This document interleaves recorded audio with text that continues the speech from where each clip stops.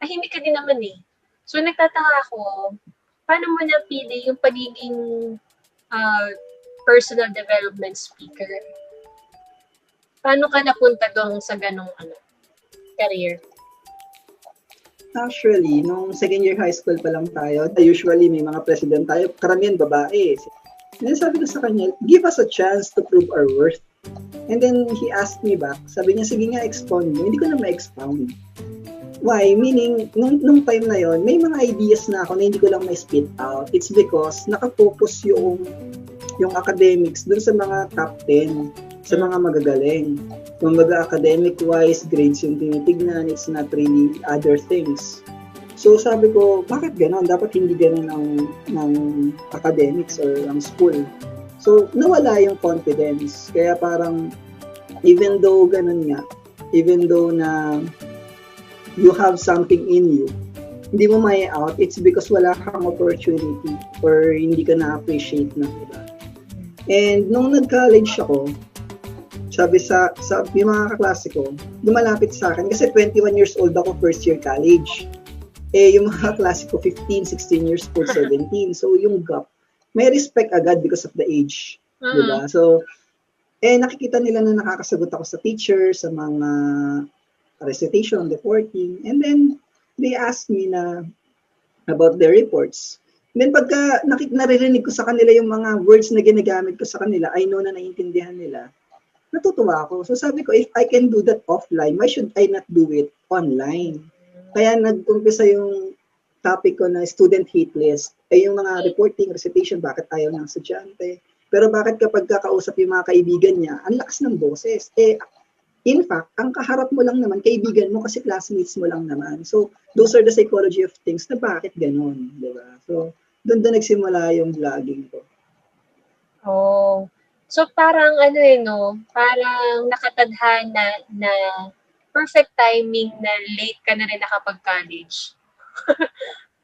Kasi kung college ka, naka-level mo lang sila, hindi ka makakapag-advise ng ganun eh. Pero since advanced ka in maturity level, diba, doon nagsimula yung ganyan ka. That's nice. I always feel na I am directed na ito yung path, ito yung...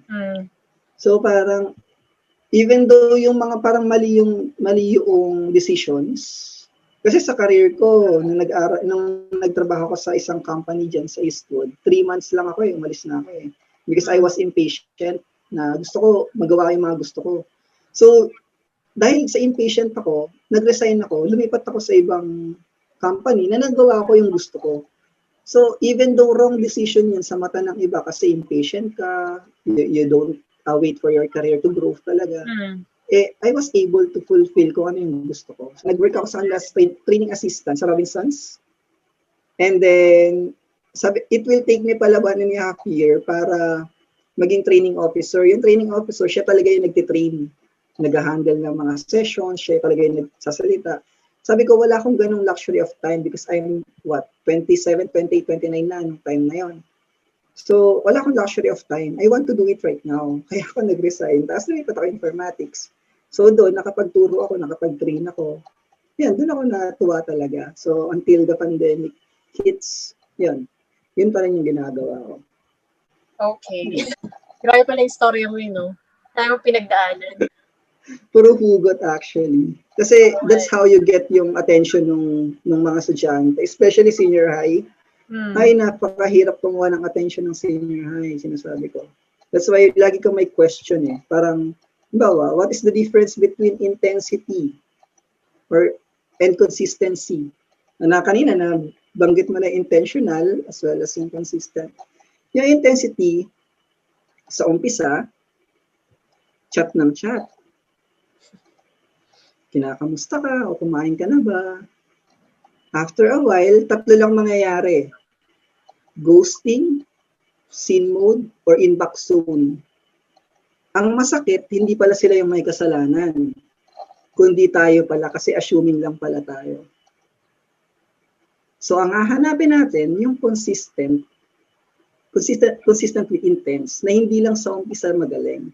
True. So pagka yun, sinasabi mo sa mga bata, kahit joke lang siya or what, pero makikita mo yung reaction nila, tinamaan talaga sila. Parang bullseye talaga. And that's how I do it. Tapos, tsaka mo ngayon tuturo yung lessons na gusto mong ituro sa kanila.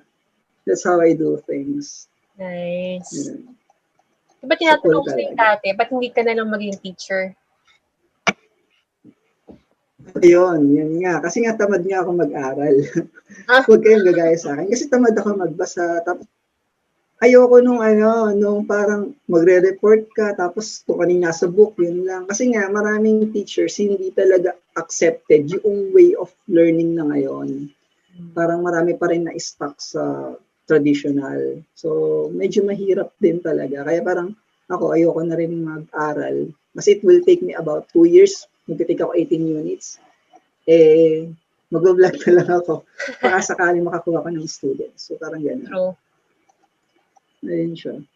Question ko for the last question.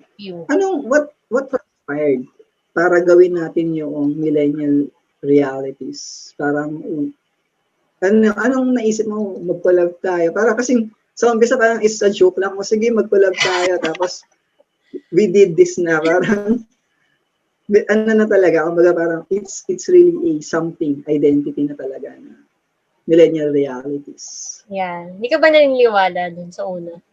Joke lang.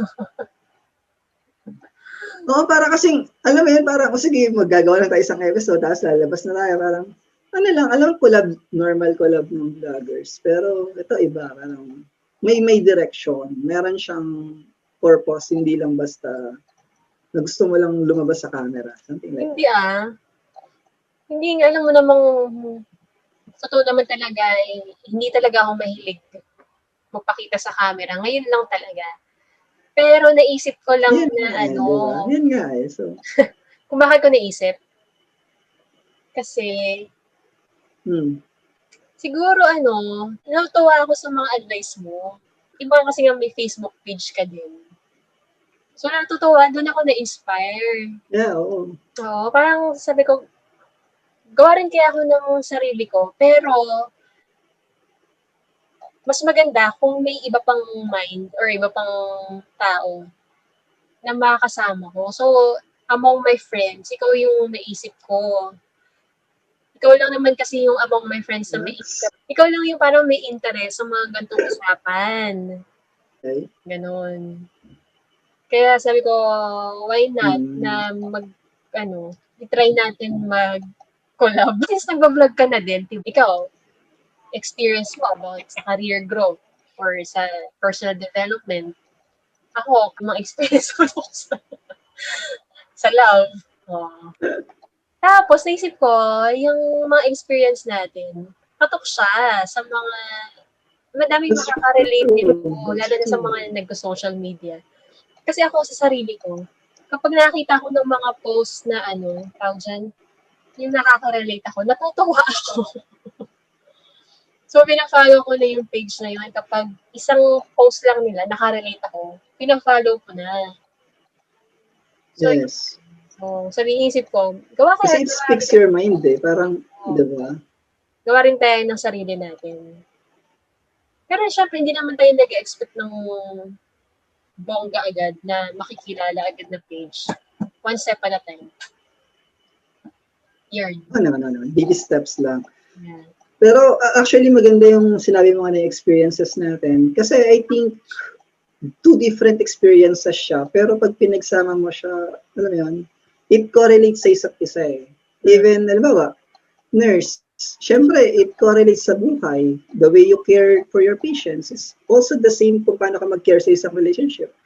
It is also the same kung paano ka mag-care sa career mo, sa work mo, sa colleagues mo. Di ba? So, ano yun eh, that's something na pagka naiayos natin ng maayos, mailatag mo ng maayos, ano yun, that's something na talagang very beneficial sa mga makakanood. True. So that's all for today. Siguro masyado nang mahaba yung pag-usap natin. Siguro i-continue na lang natin to sa next episode. Diba? We created a Facebook page na na-mention natin kanina, right? Yung It's called Millennial Realities. Millennial Realities, yes. Hopefully, everyone can support our page by following, like, and sharing our posts. So that may inspired pa kami ni Michael na mag-post ng videos like this and other stuff that millennials can relate. Pero bago dyan, may gusto ko bang i-plug or invite them in your social media or Facebook page and YouTube channel? Isa lang yung gusto ko rin i-invite sa inyo is that kung may questions kayo with regards to love and career, pwede kayong mag-send sa amin ng questions and we'll be answering it through videos or through postings or pwede namang PM para ayong ma-broadcast. And that's what I do din kasi sa ibang Facebook page ko with regards to parang love lang talaga. Yun yung Tropang Bro. It's more of ano yung problema mo. Meron kasi na nag-message sa akin hindi ba ako karapat-dapat, hindi ba ako dapat na suyuin, hindi ba? Ganon, may mga ganong emotes na, yun, ako na lang nakakaalam. Kumbaga parang, kami lang makakaalam, hindi na mag-broadcast ng kahit na sino. So, sana mag-follow and like kayo sa ating Millennial Realities. Meron din tayong gagawing YouTube channel. So, lahat ng episodes natin, i-upload natin sa YouTube channel. So, abangan niyo yan. So, ipopost ko dito yung mga links, yung mga Facebook page at YouTube channel natin. Diba? So, so that's all for today. Thank you, Michael, Michael talaga. Thank you, Tropang Bro. Thank you so much. Tropang Bro na lang. Tropang Bro for anytime, coming. Sure. Yan. Tagal din natin yung nakapag-usap ng ganito, no? So, ito yung pinakamahaba. True. Yeah, thank you. Thank you again, Tropang Bro. Thank you everyone for clicking this video and watching until the end. Hope you subscribe sa aming YouTube channel and Facebook page and click nyo rin ang notification bell so you will be notified for our next new video. And thank you. See you on my next vlog. Bye-bye.